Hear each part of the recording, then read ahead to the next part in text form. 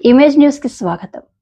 మన్యం బంద్తో స్తంభించిన Chintur division ప్రపంచ ఆదివాసీ దినోత్సవం సందర్భంగా ఆదివాసీ సంఘాలు ఇచ్చిన మన్యం బంద్ చింతూరు డివిజన్ లో కొనసాగుతుంది. చింతూరు డివిజన్ పరిధిలోని చింతూరు, కూనవరం, విఆర్పురం, ఎటపాక మండలాల్లో ఆదివాసీలు రోడ్లపైకి వచ్చి బంద్లో పాల్గొన్నారు. ఆదివాసీ సంఘాలు పిలుపుతో వ్యాపారులు స్వచ్ఛందంగా దుకాణాలు, వ్యాపార సముదాయాలను మూసివేశారు. చింతూరులో ఆదివాసీ సంఘాల ఆధ్వర్యంలో రాస్తారోకో నిర్వహించి మన్యం బంద్ను విజయవంతం చేయాలని నినాదాలు చేశారు.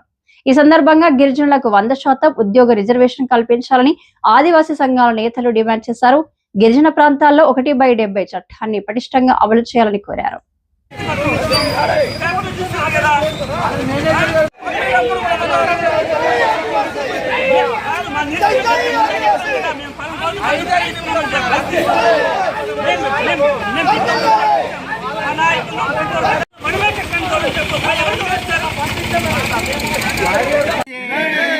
అమలు చేయాలి పటిష్టంగా 1/70 చట్టాన్ని అమలు చేయాలి. ఏజెన్సీ ప్రాంతంలో 1/70 చట్టాన్ని అమలు చేయాలి.